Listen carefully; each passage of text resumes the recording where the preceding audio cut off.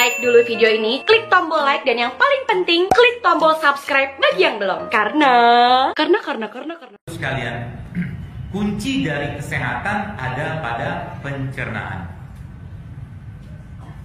Sains sekarang mengatakan bahwa you have three brains. Anda punya 3 otak. Otak ini, sama otak ini. Otak ini otak secara umum, otak ini otak heart, mereka bilang spiritual gitu lah. Kalau kita nyebutnya kolbu. Otak ini apa? Gut, usus. Dan 70% sampai 80% isi dari imun sistem kita ada di pencernaan. Artinya apa? Tubuh kita mempunyai kemampuan repairing, tubuh kita mempunyai kemampuan untuk memperbaiki dirinya. Artinya lagi kalau seandainya saat dia ingin memperbaiki tadi dan ternyata bahan untuk memperbaikinya nggak ada, maka apa yang terjadi? Tubuh akan comot sana sini, termasuk mengambil bahan yang tadi. Ya, jadi ginilah contoh. Sel lambung itu butuh 3 hari untuk dia 3 hari per 3 hari di renewing, diperbaharui sel lambungnya. Artinya pada saat hari ketiga, kalau orang yang nggak makan enzim, nggak makan prebiotik, nggak makan serat, nggak makan produk-produk yang bagus untuknya, maka hari ketiga ya dia akan kebingungan mencari bahan baru gitu loh. Jadi kadang-kadang sebenarnya Allah sudah kasih clue itu kepada kita semua. Kalau Bapak Ibu sini mungkin ada lihat ada beberapa jenis pohon lah ya. Lalu pohon-pohon ini, misalkan ini contoh aja, Allah bilang kalau Anda mau sehat, kata Allah misalkan, makanlah daun-daun pohon ini 5 jenis daun tiap hari. 5 jenis daun tiap hari. Mungkin kalau saya katakan akan repot buat kita untuk mengkonsumsi 5 jenis daun-daunan ini tiap hari. Tapi menariknya, Allah sudah menciptakan satu teknologi yang membuat kita bisa mengkonsumsi nutrisari dari pohon-pohon tadi yang diwakilkan dengan tentaranya Allah yang bernama lebah. Jadi lebah itu diperintahkan, bukan diperintahkan, diwahyukan sama Allah untuk apa? Untuk mengambil saripati tadi. Maka saya katakan, kalau Anda ngerti betapa dahsyatnya kandungan dari madu, itu Anda tidak akan mau tiap hari itu tidak minum madu. Kenapa? Di situ ada asam amino, ada protein, ada enzim, ada probiotik, semua di situ. Jadi ibarat kata kebutuhan kita itu ada di situ. Which is dialah yang akan menjadi kekebalan tubuh kita gitu, 80%. Lebah dan turunannya, produk lebah dan turunannya, seperti itu ya. Jadi intinya adalah benerin ususnya. Benerin usus pakai apa? Pakai sesuatu yang bersifat manis yang tumbuh di atas tanahnya Allah, sayur, buah, madu, seterusnya ya, atau produk yang lain. Dan kalau sudah sampai seperti ini Bapak sekalian, maka yang terjadi adalah sebenarnya kalau kita melihat ada satu kondisi penyakit, sebenarnya penyakit itu adalah cuma manifestasi. Bukan cuma ada manifestasi dari berbagai macam masalah di bawah ini, yang ini gak dibahas sebenarnya. Jadi penyakit-penyakit yang kita lihat masyarakat ini sebenarnya manifestasi dari hormonal yang bermasalah, ada inflamasi, ada struktur yang bermasalah, ada toksik, ya, ada detox yang bermasalah, ada imun yang bermasalah, seterusnya. Dan sebenarnya ini semua bisa kita perbaiki dengan satu konsep yang sangat sederhana. Saya sampai jam 5 ya.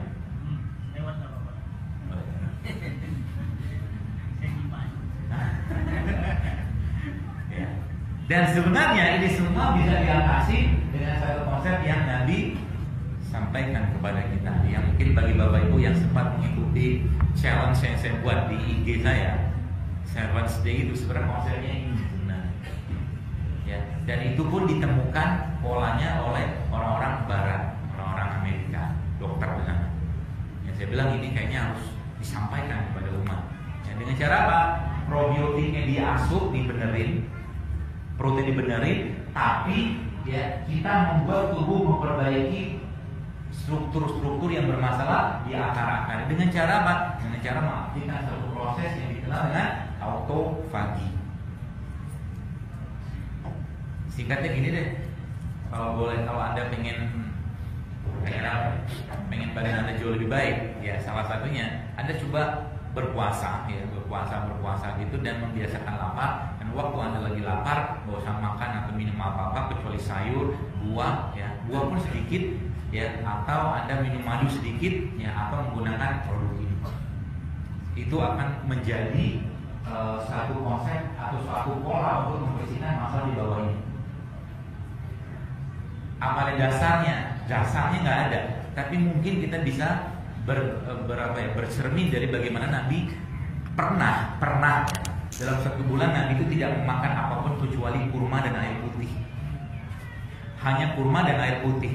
Sekarang kalau saya tanya, yang umur misalkan 30 tahun, umur 30 tahun kira-kira, atau 40 tahun atau 25 tahun lah, seterah.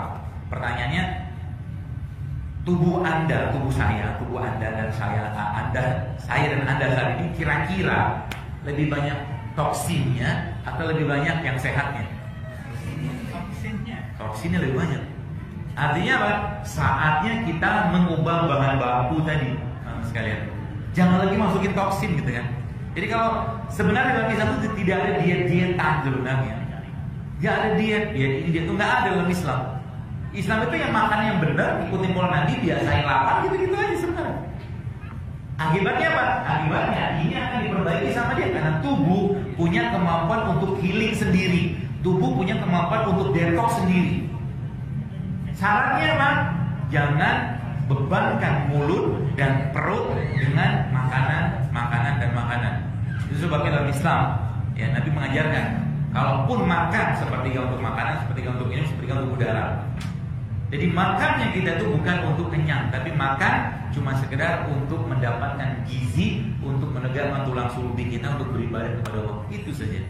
Dan sekarang penyakit muncul gara-gara apa? Gara-gara itu. Kenapa? Karena ada masalah di hulunya sebenarnya. Masalah di hulu apa? Masalah di kolbunya.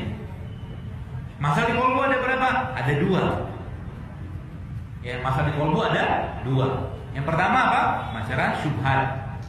Yang kedua masalah syahwat. Sekarang kalau saya tanya orang kena kolesterol, kira-kira orang yang sering puasa nggak? Itu Anda bisa jawab. Orang yang kena stroke kira-kira sering makan sayur nggak? Itu bisa jawab. Kira-kira penyakitnya masuk kategori syubhat atau syahwat? Syahwat, nafsu.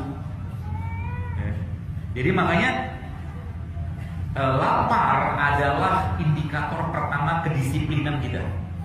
Kalau lapar kita tak mampu kendalikan, maka banyak masalah akan muncul. Ya. Itu sebabnya ada seorang profesor di Amerika atau di Eropa, saya lupa, dia mengatakan manusia itu dalam setahun wajib berpuasa 1 bulan. Itu saya katakan tadi, Allah yang menciptakan kita ini ciptaannya Allah, maka Allah tahu apa yang diperlukan. Apa yang diperlukan. Jika dibikinlah pola-pola harus sekalian. Ya. Jadi kalau ditanya apa resepnya gitu kan, misalkan orang kena kolesterol, ini ala-ala saya aja. Resepnya puasa Senin Kamis 2 kali sehari. Ya, puasa Senin Kamis 2 kali sehari. Emang puasa bisa merontokkan kolesterol? Bisa. Risetnya ada. Kalau mau pakai riset, ya.